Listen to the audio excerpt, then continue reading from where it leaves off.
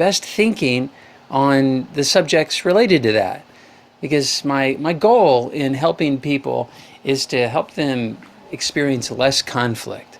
And what I've discovered is that the less offended you are, the less conflict you find yourself in. I really do believe the backdoor approach to bringing peace is to raise people's frustration tolerance, or in other words, help them not be so easily angered or upset. What's the front door approach, you might say? Well, the front door approach is very simple. It's trying to make everyone nice, trying to moralize with everyone, trying to teach them, hey, stop being mean, you better be nice. Don't you know the golden rule? And I'm a huge fan of the golden rule. I actually been considered a master teacher of the golden rule. But if you really study the golden rule, it's not teaching to moralize with people, be nice. The primary purpose of the golden rule is to teach people how to deal with their enemies. And it demands that you have a level of resilience. Instead of treating people the way you treat them, you have to have self-control. You have to have emotional resilience. You have to have the ability not to get offended and to actually treat them the opposite way, the way you want to be treated. So most people misunderstand the golden rule. Most people fail in their efforts to bring peace at home or at school by moralizing with children. And instead, we should really focus on helping each other stop being offended by non-criminal aggressive behavior. I do think that there is a time to be offended, by the way. I think when there is a crime committed against your body or property, I think we should get upset. There are times to get offended when we see other people being abused in a criminal way. But most of the conflicts we find ourselves in are everyday squabble behavior. And I don't think it justifies our anger. In fact, our anger doesn't even need to be engaged at all. We could be totally unfazed by the mean, rude words of others. So give me a call if you want to talk squabbles, or if you want to talk social emotional challenges. By the way, speaking of squabbles, I have this game called Squabbles. You can buy it at Amazon.com. I'm selling a bunch of them these days because parents are stuck at home with their kids and they want to be able to have fun teaching their kids social skills or teaching them something now that most parents are in charge of the homeschool responsibilities. And also I have a thing called Homeschool Assembly that schools can get and share with their parents for absolutely free. Parents at home, you could simply register for free at homeschoolassembly.com. I'm going to play a little preview video of that, as I have been doing every single day. I think it's a fantastic resource and it's totally free for you. It's my 35-minute school assembly presentation filmed in front of a live audience. Here's a clip to see what it's like. Everybody say, don't get upset.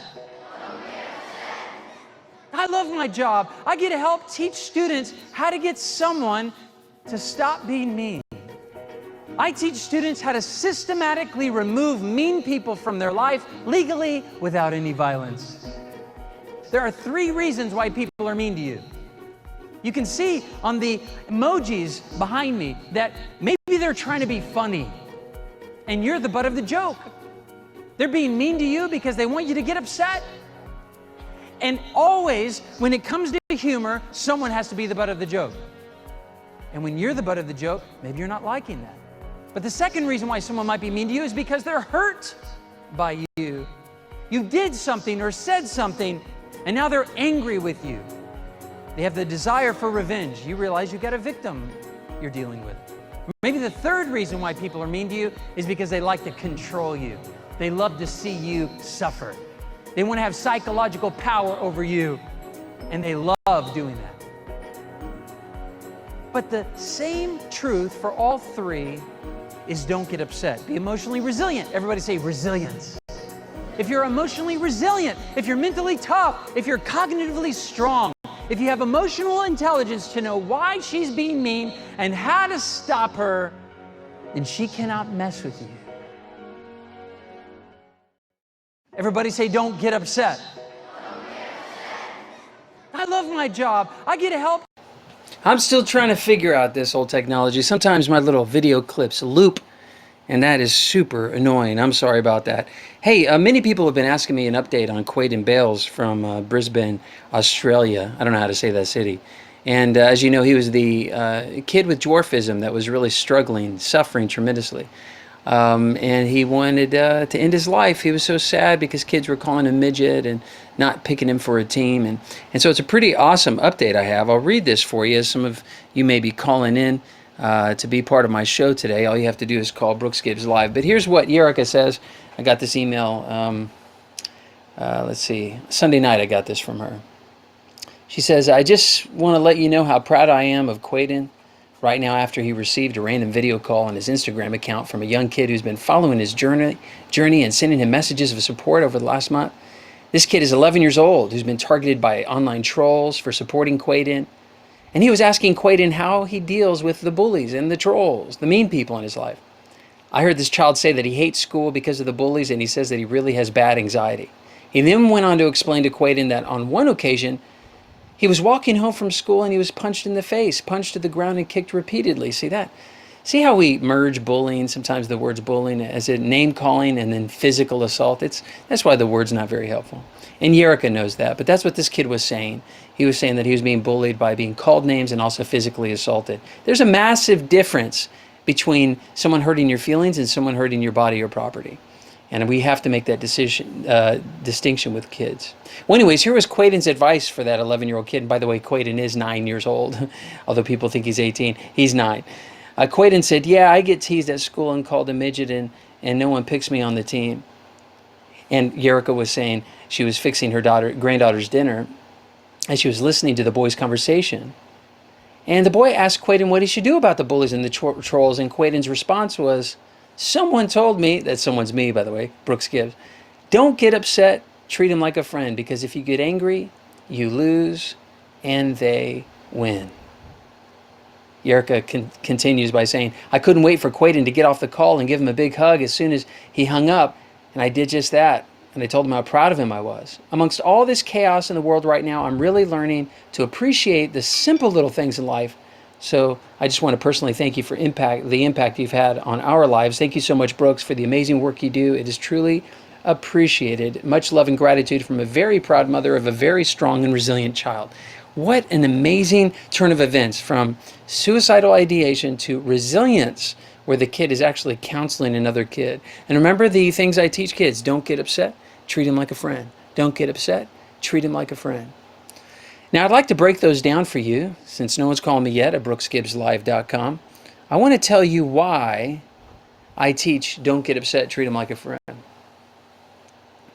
When children get upset, the more upset they get, the more fun the mean person has. And the more fun the mean person has, the meaner the mean person is. And the meaner the mean person is, the more upset your child gets.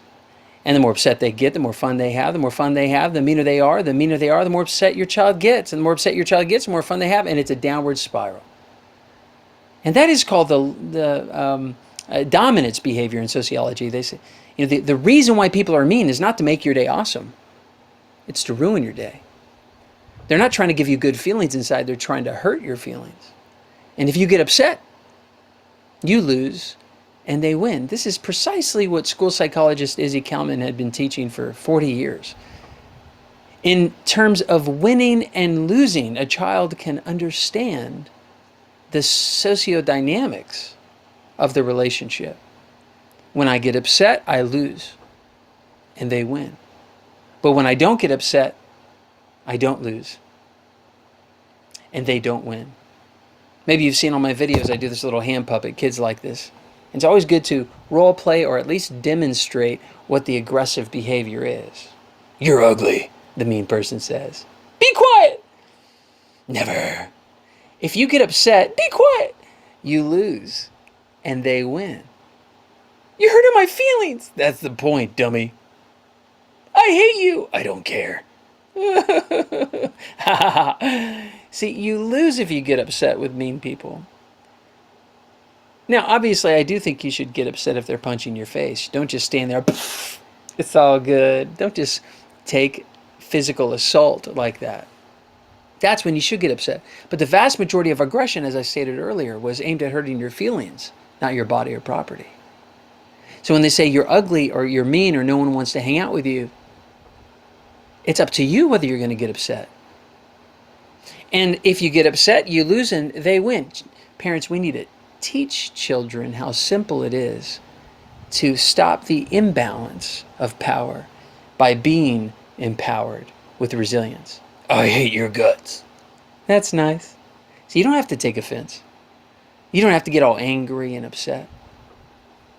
And if they realize what they're saying is not hurting your feelings or upsetting you, they feel like they're losing. And so they'll try to be meaner. It does get worse before it gets better. That's what I've discovered. Kids can be a whole lot meaner once they realize they're losing. They'll try even more difficult. They might say, you smell like body odor. You're nasty. Thanks for the information. You still don't have to get upset. And let's say they say the worst thing of all, like, your face is ugly. You don't have to get upset. You have a face of an angel, sweetheart. It's up to you whether you get upset or not. And if you don't get upset and you treat them like a friend, I hate you. I love you. They'll want to leave you the heck alone. This is what we have to teach kids. Don't get upset. Treat them like a friend. And like Quaden said in that little testimonial from Yerika, his mom, the advice that is so simple, don't get upset, treat him like a friend. Don't get upset, treat him like a friend. Don't get upset, treat him like a friend, is so easy to remember. And it's so easy to transfer. And when you don't get upset and you treat him like a friend, you're demonstrating that you are a loving person. You know, love is patient. Love is kind. It is not proud. It is not rude. It does not seek its own. Is not easily angered. Keeps no record of wrong. Does not delight in evil, but rejoices in the truth. Always protects. Always perseveres. Always preserves. Love never fails. So what is love? Love is patient. Don't get upset. Be patient. And love is kind. Treat him like a friend, the way you want to be treated. When we teach don't get upset, treat him like a friend, we're teaching love. And you know, love shines brightest against the backdrop of someone who's being mean to us. And when we are kind to mean people, they have a hard time staying mean. They feel like they're losing and they want to leave us the heck alone. That's the power of love. Love never fails. Well, I do appreciate you calling. I just had a guy drop out, but you can call back again if it is messing you up. You can go to brooksgibbslive.com. That's brooksgibbslive.com. It is a simple way. Just simply dial, not really, but go to the web URL, brooksgibbslive.com, and it takes you right here into my studio. And if you want to talk to me, you can. It's pretty awesome little technology. A lot of people are just curious about it, and they dial, and then they peace out. But let me show you a quick clip of what I was teaching my buddy. I'm going to pull it up here. It takes me a second. Quaden. Sorry I don't have it prepared beforehand.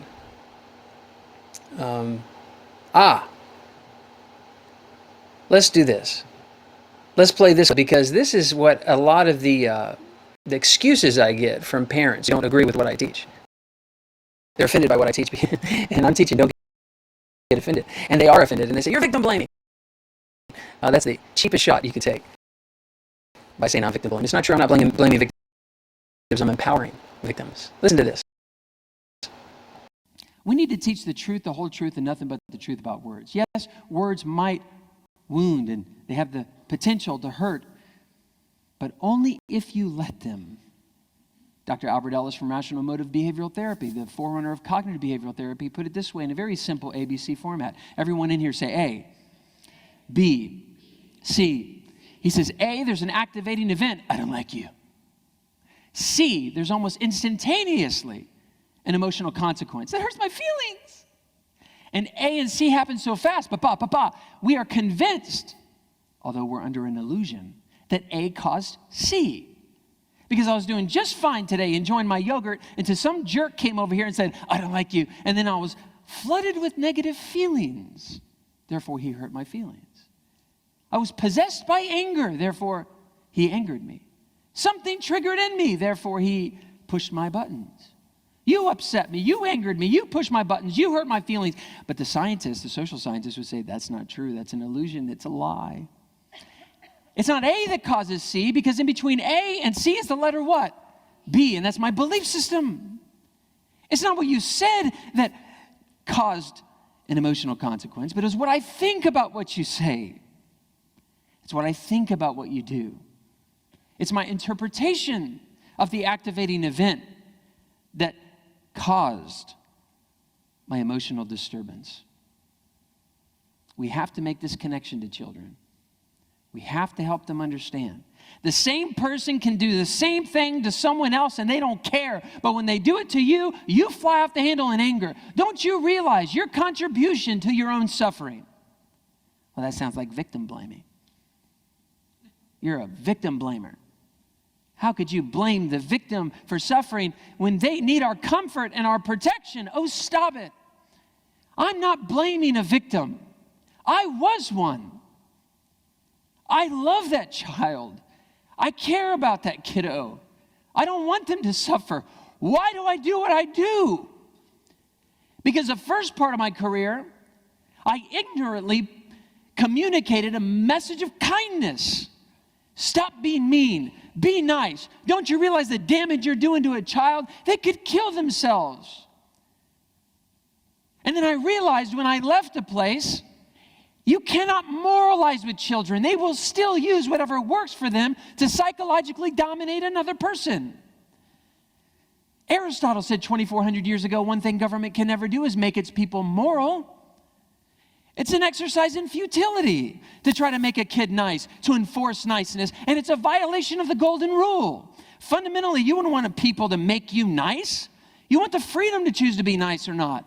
And therefore, you feel victimized if you have the threat of punishment to be nice. From a sociological perspective, it is an impossibility to legislate niceness. You can't do it. The revolt, the opposite, will happen. It's the law of unintended negative consequences. Well, then what do? Stop trying to change the world around the one who's suffering and help directly the child who's suffering. If you tell a child suffering that their solution is not in their hands, but is in the hands of the legal system, and in counselors and hall monitors and teachers knowing what's happening behind their back and students becoming moral, that's why they kill themselves. Because they realize there is no solution to my problem. You talk to the kid that was mean and he's still mean to me. And when I did get him in trouble, it made it worse for me and I was in a bigger target. You realize everything schools seem to be doing, what they're instructed to be doing by the anti-bullying laws, and what the mob mentality of the parental community on Facebook is demanding that they're doing is actually causing a worse problem for the child who's suffering. Let's focus on the child that's suffering. And let's put all our energy, all of our attention on helping them no longer suffer. If it's a subjective harm situation, meaning it's subject to what they think about it, then they are the ones that are positioned to stop hurting.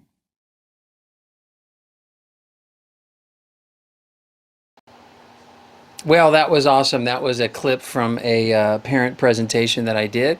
And you can actually see that full presentation at homeschoolassembly.com.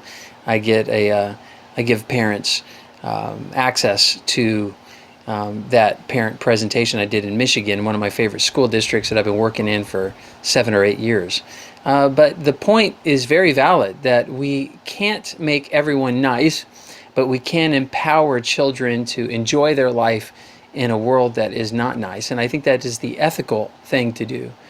If I was a physician, a doctor, and you came to me with coronavirus symptoms, and I looked at you and I didn't want to tell you you had the coronavirus because that might be victim blaming, and I wouldn't want to tell you that you had to do anything like isolate yourself, quarantine yourself for 2 weeks until the symptoms subside, because that would be victim blaming.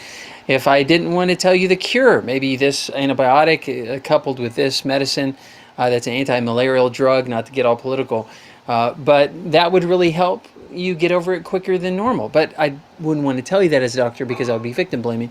You would be angry with me. You would say, no, tell me what I need to do to stop suffering. Tell me what I need to do to live. Tell me what I need to do. And that is precisely all that counselors are doing. Just like a physician tells not only the symptoms, but the cure to the suffering to the patient, counselors show the child who's suffering how they're contributing to their suffering and what they can do differently to think about this whole situation where they can stop their suffering and move on with their life. And yet people call us victim blamers, or they say we're blaming victims. No, we're showing them their responsibility. There's something that they can do. They have certain amounts of control, and it's in how they process the negative behavior. This is precisely what I taught Quaden when he came, because his mom asked, hey, will you help my son Quaden, who's suicidal? When this kid came to me, I showed him how he is contributing to his own suffering, and his negative thinking, his negative belief system is actually the cause to his suffering. Not the activating stimulus event, which is someone calling him a name like midget or leaving him out of a sports team. It's his belief about that. It's his rigid demands that are very irrational. And because of that, he's suffering unnecessarily. So he says, well, what do I do? Well, change your belief system. You don't have to demand that people like you. And you have to realize that it's your demands that actually create the disturbance. This is very interesting. I'm going to pull this clip up. This kid who is so sweet, this kid, he's a 9-year-old boy. I found this clip when he was just a couple years ago. And he was explaining to his mom that he does not have dwarfism. What a phenomenal find this was for me. And it gave me such insight into why he was so offended when people acknowledged his dwarfism. He's a kid with dwarfism. That's reality. Yet he was having a hard time adjusting to that reality. Watch this. I don't have dwarfism. It means you're small and you don't grow. But that's okay. No! I don't have dwarfism. Mummy can't lie to you. That's not fair. If I say, yeah, okay, then you don't have dwarfism. You do have dwarfism, and that's deadly. No! It doesn't I matter. don't have dwarfism. Super sad that kids would be so, out of touch with reality and in denial of their disabilities or the things that make them different. And because they say, I don't have blank, I must not have a speech impediment, I must not whatever. Because of that, they're creating a belief system that no one must acknowledge it because I don't have it. Now, as parents, we actually, unfortunately, create these episodes of denial. When I was asking Yerika about why she thought her child was in denial, she humbly admitted it was probably her fault because those early years she just couldn't come to grips with the fact that her son was disabled. Well, I think that was part my fault because I was in denial for the first 2 years. I didn't accept it. Anyone that spoke about it or said those words. So he took on my attitude about it unknowingly. So it's like it was ingrained in him. And yeah, I can just see how that has affected his whole outlook because that was my ill-informed, like I had no knowledge about it. And it was scary because the doctors were telling me all the worst case scenarios. And I honestly thought it, he was on his deathbed. I thought it was just a curse. And it was really horrible to see my negative judgments be passed on to him. And then his, it's like self-inflicted. And it's looking back on it now, I can see it so clearly. But at the time, I just had no idea. It almost killed me. It almost took my life. It was very dark days, those first 2 years of his life. And I guess that's what we're trying to heal now. I'm trying to undo those, even up to now, up to this day, I'm just looking back over it, just seeing how I could have handled it so much better. My assessment is that he's slowly accepting it. Yeah. He's a lot better than he was. Well, it is awesome to see the progress of this kiddo. Now, a lot of you are, not a lot, I'm going to say about 3 of you on the comments are saying that you have tried to call in to brooksgibbslive.com, but it's not working. Perhaps what is happening is you're on the Facebook app. This is my guess. If you go to a like a normal URL address, let's see if I can show my computer here. That would be cool if I could, right? I'm gonna teach you guys something. See if I can figure this out. All right, there's the computer, folks. Can I figure out how to show you my computer? Let me see here. Anyways, go to Brooks Gibbs Live on like a browser. Let me see here. There it is. I got it now. I'm gonna bring it over here. Man, I can barely see that.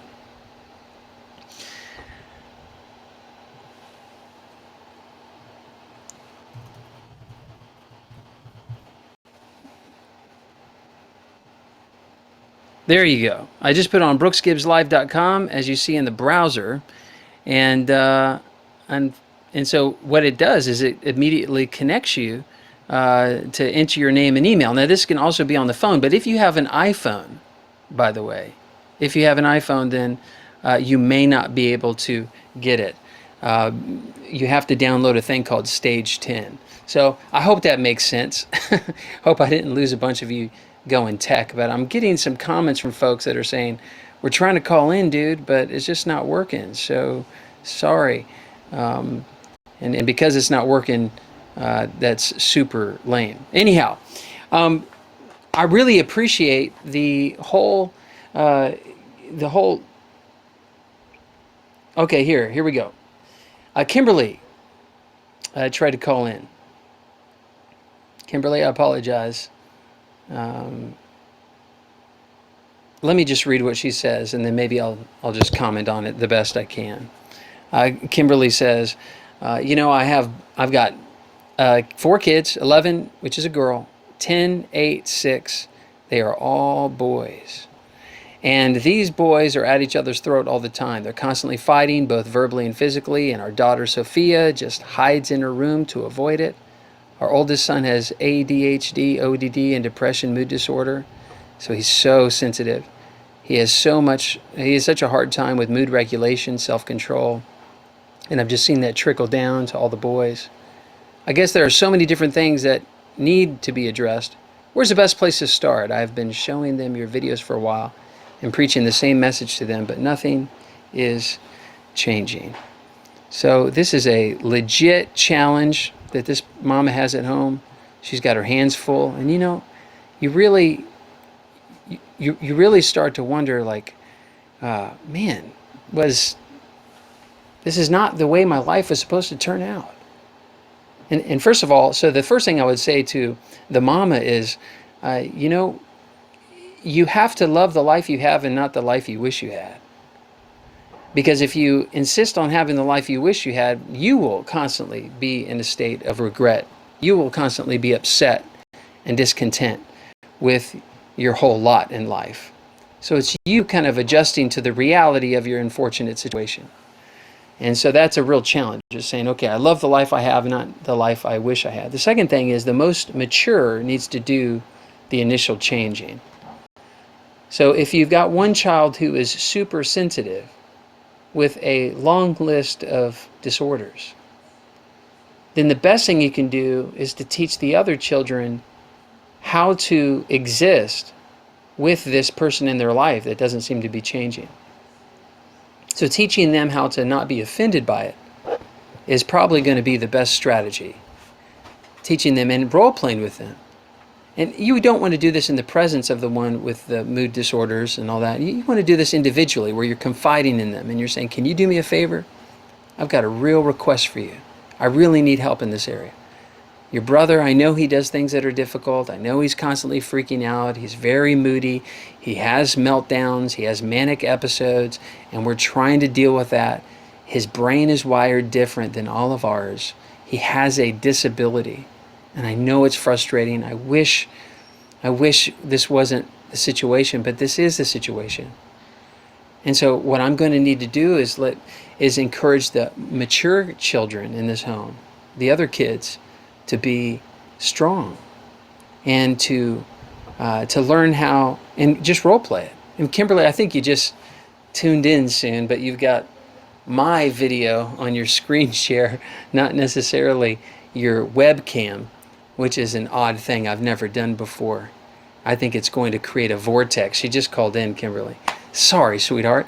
This is such a frustrating situation. If you're able, you probably entered with your with your screen share, not necessarily your webcam. I don't know how to help you in that case. I'll show you everybody what Kimberly sees. It's going to be an absolute insane vortex, I'm afraid.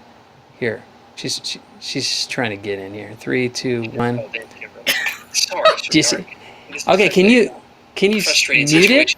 You probably entered with your with your screen share, not necessarily your webcam. I don't know how to. Do you hear her trying? How to help you in that case. I'll show you everybody what Kimberly sees. It's going to be an absolute insane. Oh, sweetheart, sorry. I'm going to have to. Vortex. Insanity. Nothing I can do about that. A lot of people have an easy time calling in, but some people don't. So I apologize about that. But Kimberly, just listen to my advice. So I would role play manic meltdowns with your other children, and I would pretend to be your child that has the meltdowns. And actually, technically what I would do is I would have them behave like your other child. And I'd say, okay, you have a meltdown, and I'm going to be you, the sibling, and I'm going to try to get them to stop by getting upset. And of course, that role play creates chaos. Super sad. But then you say, let's do it again. This time you're going to have a meltdown, and I'm going to be you, and be calm and kind. Don't get upset. Treat him like a friend. And so then the kid's melting down, behaving like their sibling, and then you're demonstrating how they could respond without getting upset. And use the most recent meltdown, the most recent conflict in the home.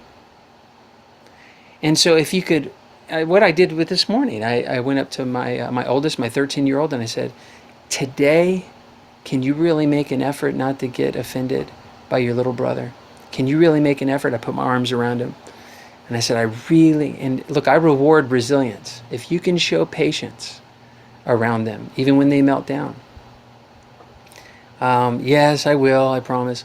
In the morning time, the kids are probably most, compliant. And so you could give them a vision of their day. Be as patient as you can be. And then you have to demonstrate that as well. Kimberly, sorry about the chaos. You could just watch on Facebook, I guess, instead of being tuned in. But unfortunately, this happens a lot at homes. And I got an email yesterday from a mom who was from Australia, and she left at 4:30 in the morning to go to work. She'd come home at 6, pick up her kids and whatnot. And it was just so frustrating because her kids were absolutely manic crazy. And so one of my friends, Jed Hafer from Love and Logic, gave some great advice when I had him on the line. He says, we can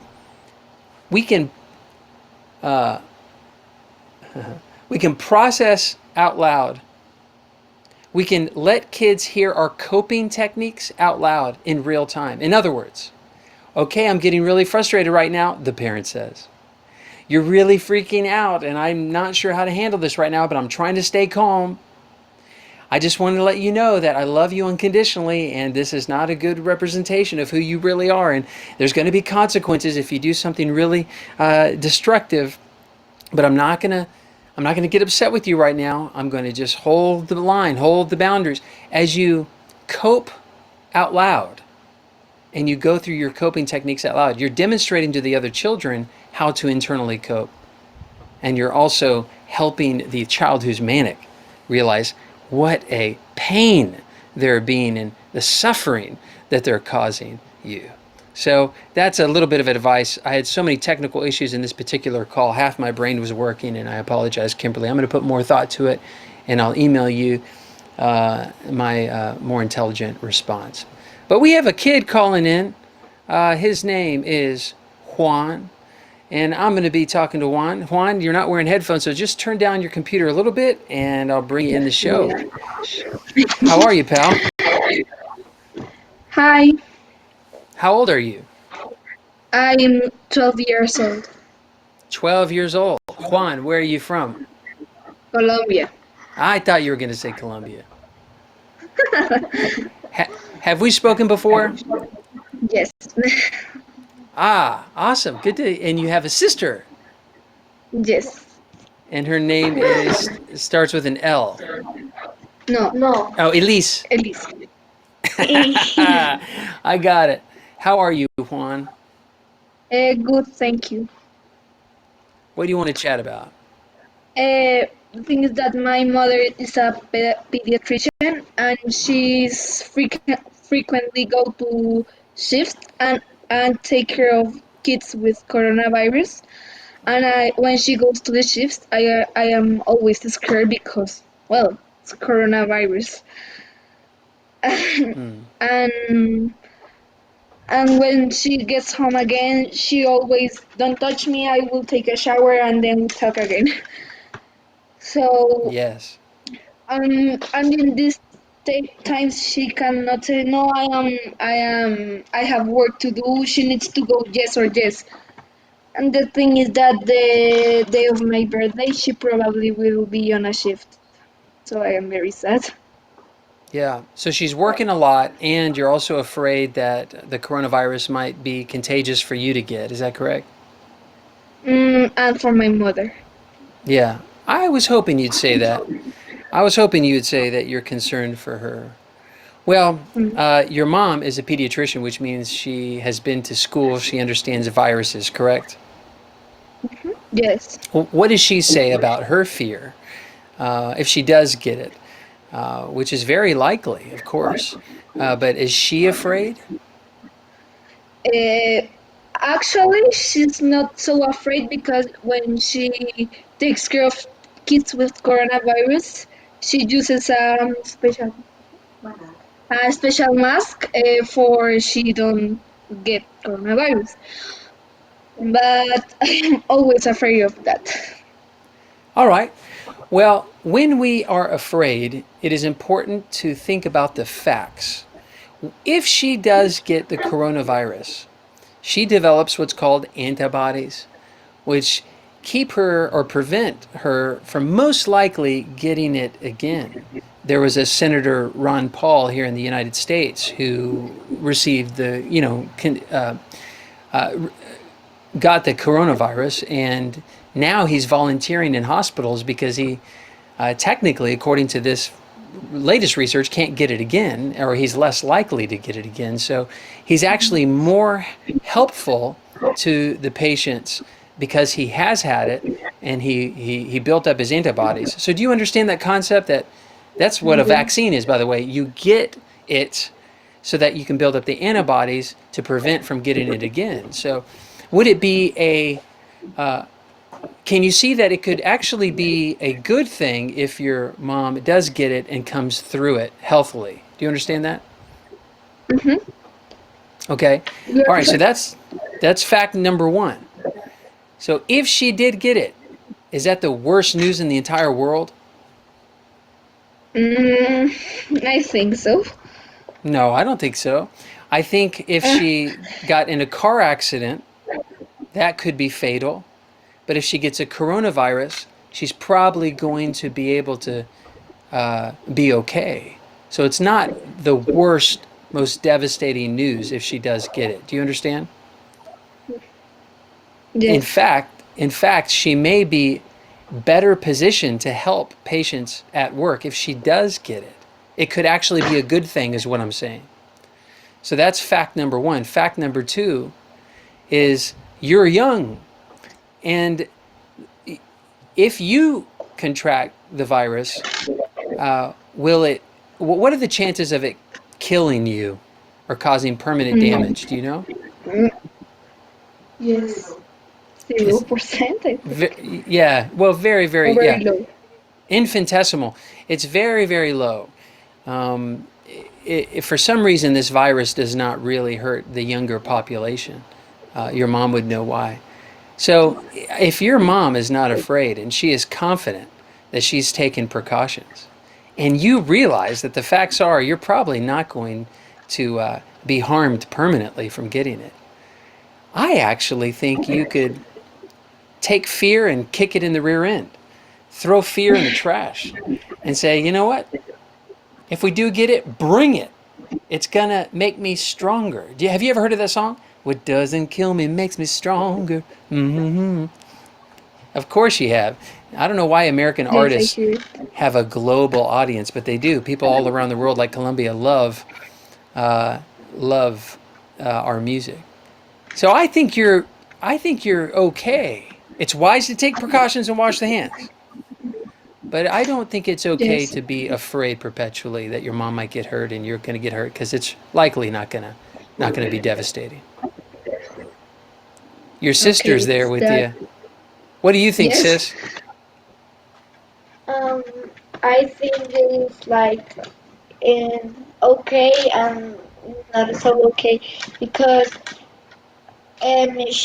her work is to save kids to help him from problems, but another thing is that the bad thing is that the virus can kill persons. But I'm like in the middle because both one is good and like the other one is not so good. Hmm. That's a great point. Uh, we don't want people to die, that's for sure. But the flu virus can kill people too. The AIDS virus can kill people too. The AIDS illness. Um, there are a lot of things that could kill somebody, don't you think? Yes, my mom always go Mask. with a mask to see kids with the coronavirus. And like all the days there are like more kids with coronavirus and she attend more kids. So it's like in the middle. The work of her is to save kids to help them from problems. But the other thing that is not so good is that the virus can kill my mom. So that is like it is not so to be afraid, but it's like in the middle. Yeah. So I think it's not so Well, And bad. life. the bad Go ahead. the, the bad thing of the coronavirus in Colombia is that in Colombia if they say stay in your house and don't go out, they go out and it's like a normal day because like 1 week ago the coronavirus gets into Colombia and we already have 2,000 people with coronavirus. Yes, I know.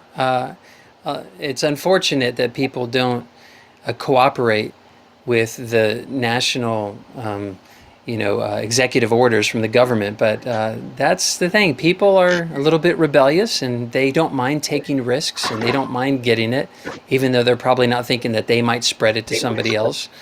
But what can you control? You can only control you. And that's why you guys are hunkered down at home, hopefully getting along, learning to be patient with each other. But when your mom signed up to be a doctor, she knew that or in the medical field, she knew that she was going to face risk. And when people become firefighters, they know that running into a fire comes with risk. And police Very. officers trying to chase after bad guys comes with risks. But that's why they're heroes, that they're willing to take risks. And I think the overlooked hero, the unseen hero, are the families of the medical professionals like you two. Because you are not throwing temper tantrums saying, no, mommy, don't go. You can't go. I might die. You're saying, okay, mom, I'll pray for you. Okay, mom, I won't touch you until you shower and change the clothes. Okay, mom. You guys are just as brave, but you need, and here's the cool thing, bravery is not the absence of fear, meaning For someone to be brave, there has to be some level of fear. Because if you weren't afraid, it wouldn't be bravery. You'd be numb inside. But because you have fear and you still move forward to help those that are weak, now you are brave. And so if you both want to be brave kiddos, just like your mom, as she's a brave healthcare professional, you have to realize it's okay to be afraid, but we're not going to let fear keep us from saving lives, because the facts are we're probably going to be stronger even if we do get it. So bring it, Corona. You know, Yes. I wonder if I have the ability to let you. I got a little experiment I want to do here real quick. Will it work? Hold on. Stand by. Okay, cool. Stand by. You're going to like it.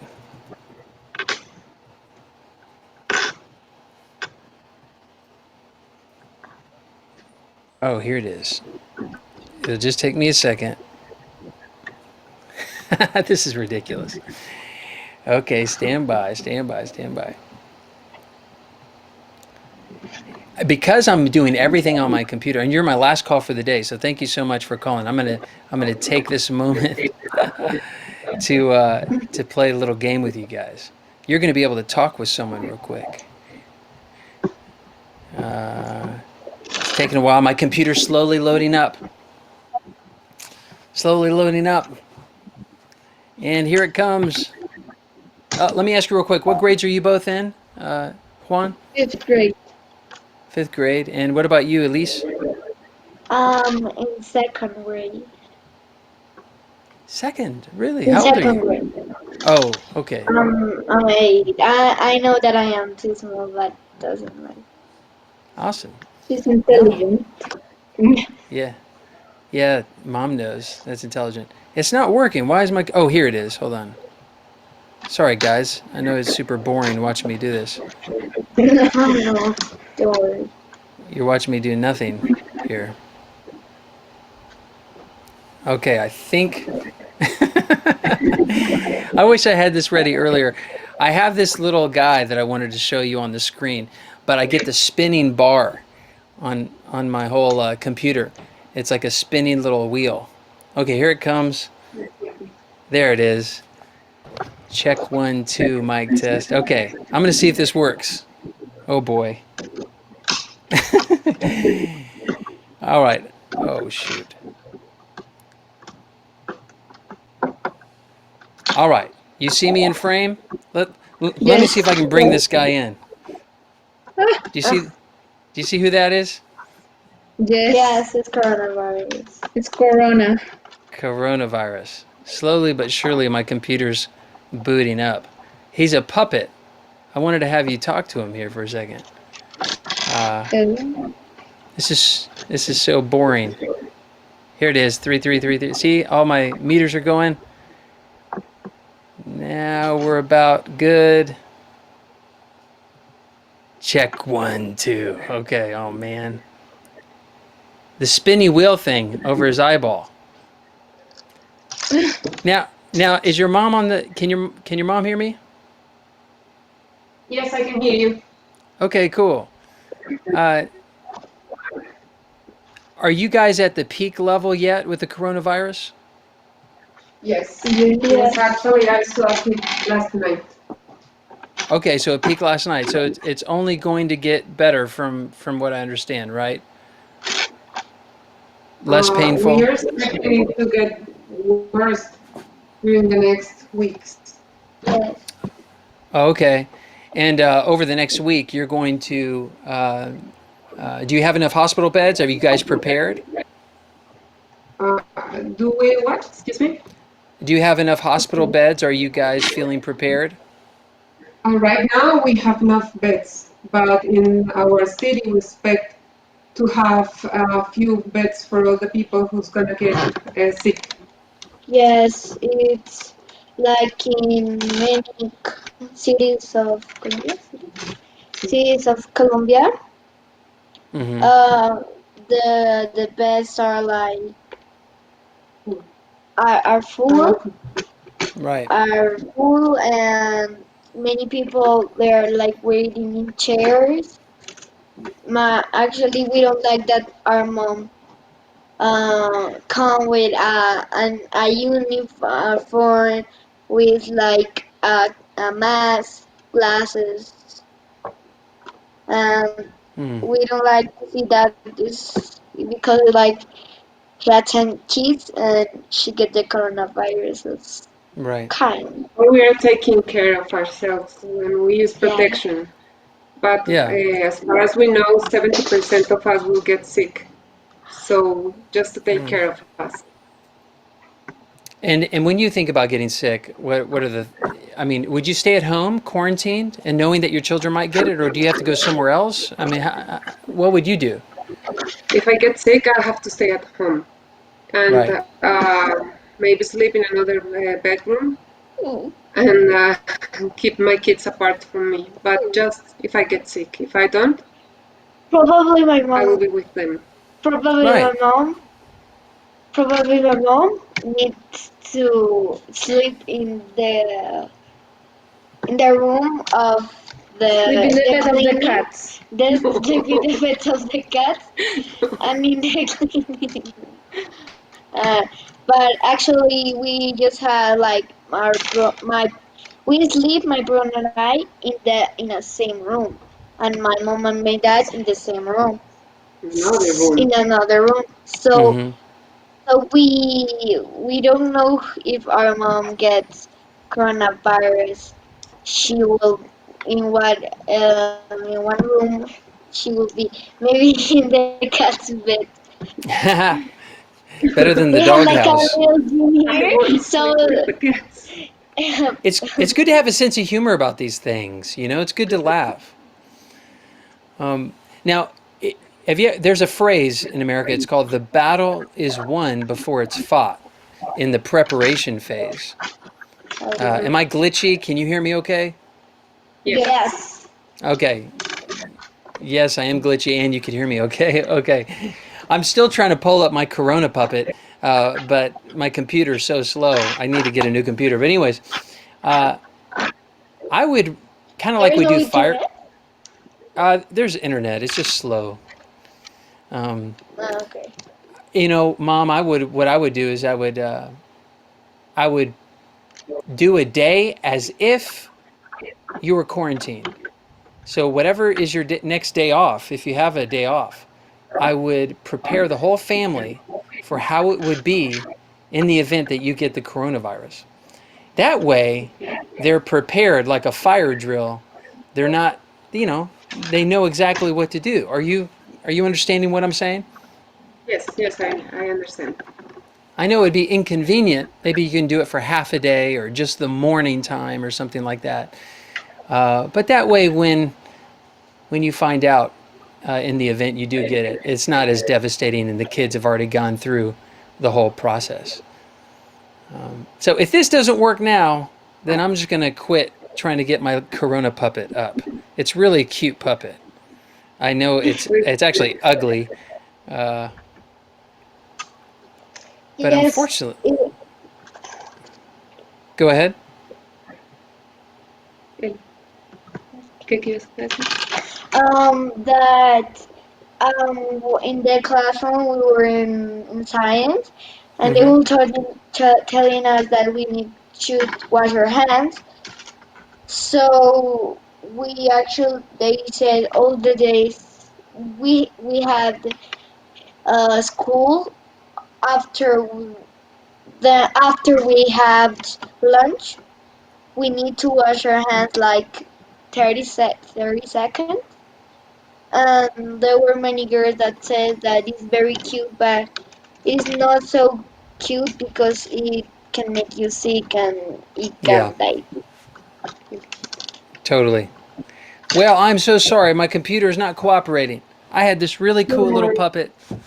I called him Corona. That was his name. We've seen it. It's funny. We Yeah. will see in your other The videos. cool thing about the puppet is when I talk into my microphone, its mouth moves, and it's very, very interesting. But thank you so much for calling me. I didn't have very many calls this hour. Everyone's out and about doing stuff, and I had several people who could not get into the program. Oh man! So you guys are awesome. I'm so proud of you two. Mom, you're doing a great job. Not only are you a hero, but you raise some Thank really you. cool kids. And so thanks for showing them my teaching online. So Thank you for thank your you. time. Yeah, my pleasure. Well, Okay. all right. Peace out. Adios, amigo. Bye. ¿Se están despidiendo de ti? Bye. Bye. That is so awesome. I love that. I love that family. They're so awesome. From Colombia. Hola, señorito, ¿cómo está? I think it's rad when moms are demonstrating that they are heroes and going to work in the face of danger. And it's important not to allow your kids to be afraid. Man, I tried so hard to get my computer to work, and it's just not. I'm going to show you guys what I see real quick. See, I'll just get rid of myself here. It's this never-ending spinning ball. And I had this really cool Corona puppet. Oh well, it didn't work. But anyhow, folks, I'm going to peace out the broadcast. Thanks so much for watching today. I'm Brooks Gibbs, and oh, look, it just now shows up. Would you look at that? Look at this. This is ridiculous. Hey.